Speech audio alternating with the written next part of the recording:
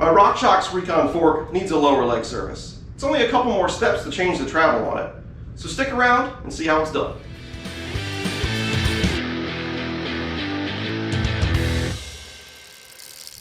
So quick disclaimer, I'm not a bike mechanic. This is just what I'm going to do. I'm not suggesting that you do anything to your fork. This is on my Marin Rift Zone 2. It has 130 millimeters of travel in the front, 125 in the rear. What I'm going to do is increase it to 140 in the front. So one of the problems that I have with this fork is that if I put the air pressure where I like it and where the sag is kind of supposed to be, it dives a lot under braking. It just kind of dips down too much. I don't like that. So if you put more air in it, that'll solve that problem, but then it takes some of the suppleness away from it.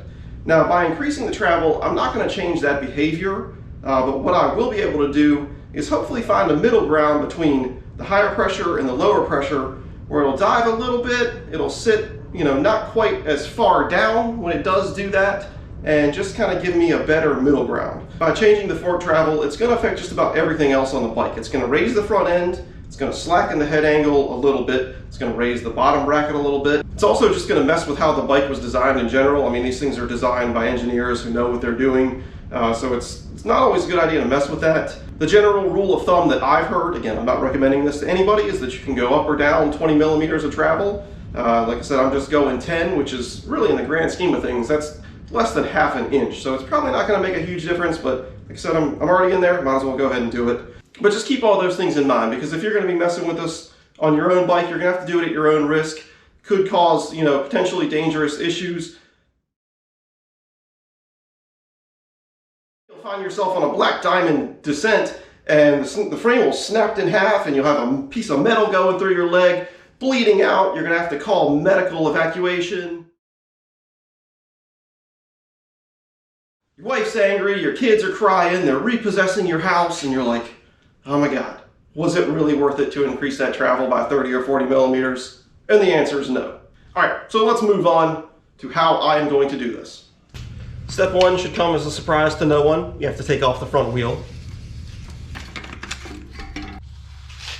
Somewhat annoyingly, you'll have to take off your brakes, because that means that you have to realign them when you're done. All right, air cap has to come off next, and release the air. This next one is probably tough to see, but you need to take this rebound adjuster all the way counterclockwise and then remove it, which I guess you just pull it down. Yeah, there you go, that was easy. Now ideally you'd have some like T-shaped nice park tool Allen keys. I don't, so I'm having to improvise with all these little pieces and just a basic wrench. And we'll get this in here. You loosen it about 3 turns or so. Same thing on this side. All right, so now I'm just gonna hit this with a mallet from the bottom. That's just to release the lowers, and there could be some oil that comes out, so let's go ahead and do that.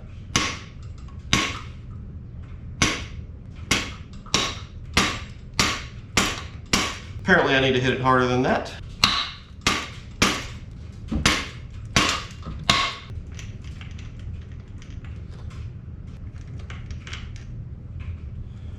And if I've done those 2 steps correctly, then that comes out.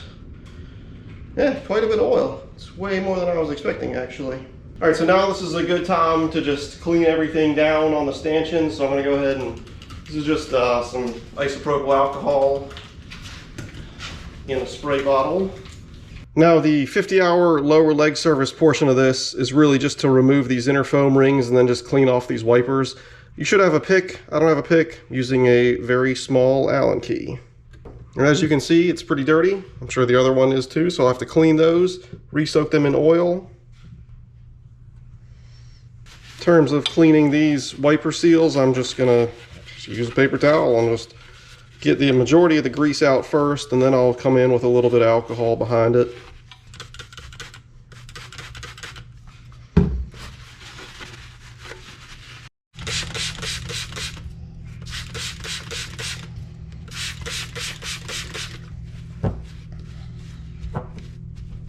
All right, all that stuff's pretty well cleaned up. Got to clean on the inside of it now. I don't really have anything good to do that with. Well, this is the method I settled on, which is taking this long socket extension, rolling it up in a paper towel,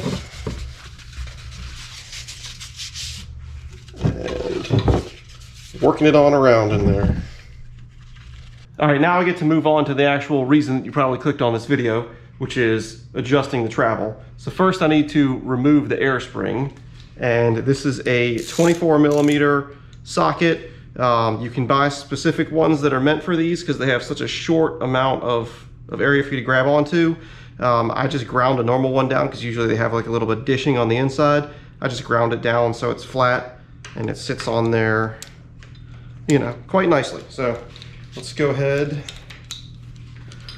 and break that thing free. It was really not on there very tight at all, surprising.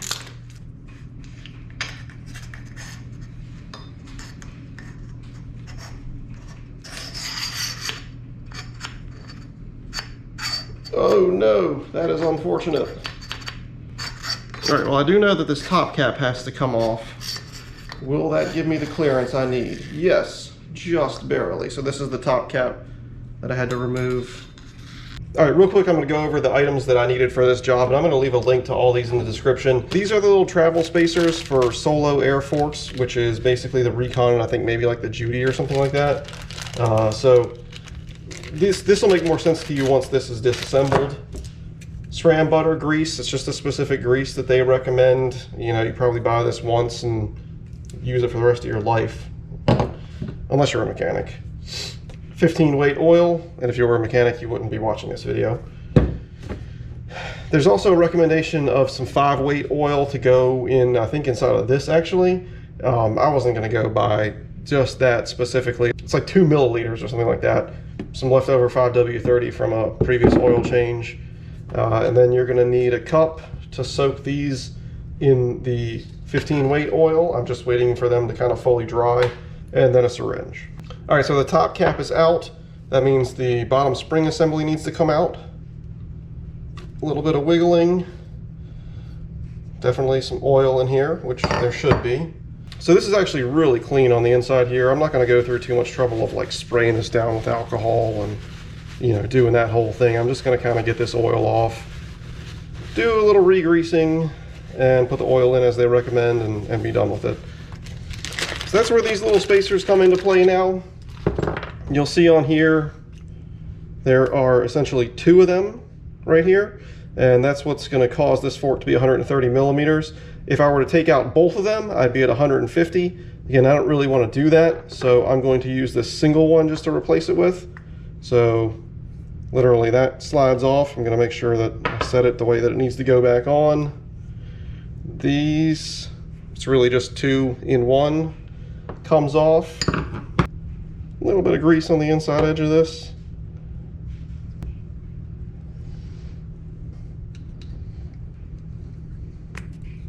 That goes back on. There does appear to be a little bit of gunk inside of this, so I'm going to clean that out. All right, so now grease goes in here. It says approximately 60 millimeters. I don't know. This feels inappropriate.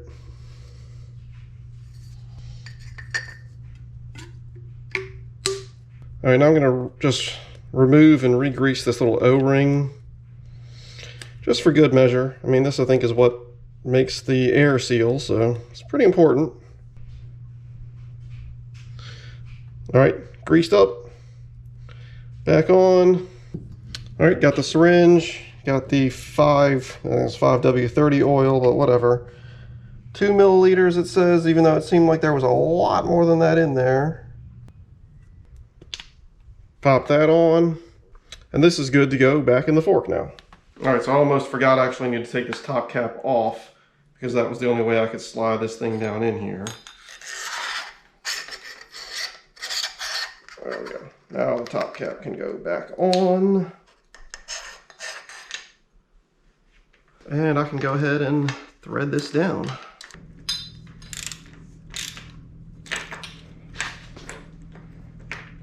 All right, these foam rings have been soaking for a good while now, so they're ready to go back in.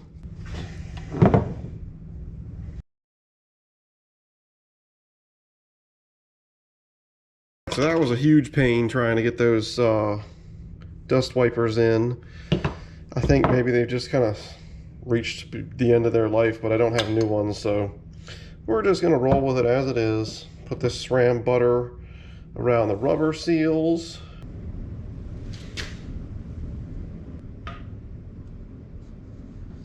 Now each side of these gets 6 milliliters of this 15 weight oil. This thing only goes up to 5, so I'm going to go 3 and then 3.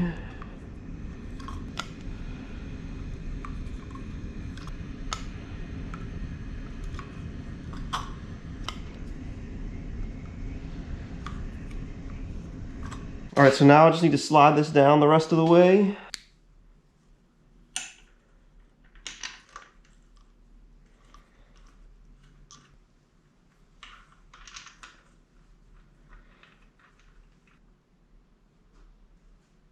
And now this little adjustment dial can go back in.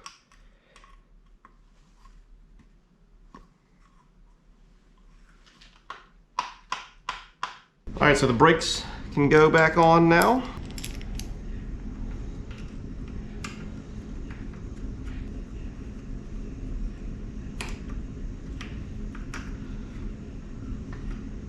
And I'll keep those loose because I'm going to have to recenter that.